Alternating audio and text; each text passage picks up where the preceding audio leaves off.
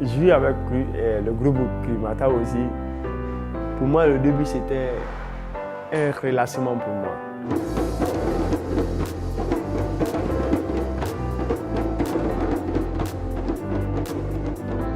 Είπα ότι εσείς έχετε μια μεγάλη δύναμη στα χέρια σας και στην ψυχή σας.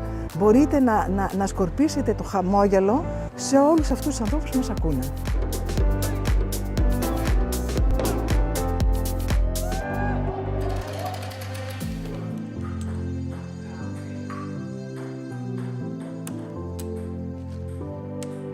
Μας ενδιαφέρει πάρα πολύ και η ανθρώπινη πλευρά.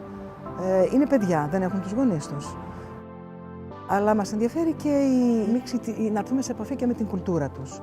Au début, c'était pour me relâcher, c'était pour oublier tout ce que j'ai vécu à Turquie jusqu'en Grèce ici.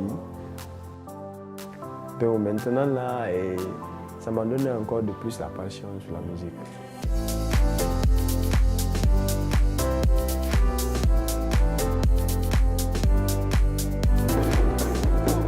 Pour le moment, je ne comprends pas parfaitement la langue, mais aussi les musiques qu'on chante, c'est des musiques grecques, c'est tout facilement capté.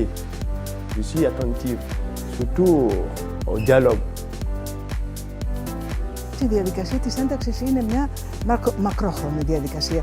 Επιτυγχάνεται βήμα με βήμα, σκαλοπάτι με σκαλοπάτι. J'ai beaucoup aimé maintenant la Grèce. Déjà, je commence à avoir beaucoup d'amis ici. Les personnes dont je vis, ils ne font pas des choses de racisme avec moi. Ils sont très sympas avec moi. Θεωρώ ότι είναι πάρα πολύ δυνατό. Είναι ένα πολύ ισχυρό κίνητρο για να γίνει αυτή η όσμωση αυτών των πολύ διαφορετικών παιδιών. Je vais rester ici.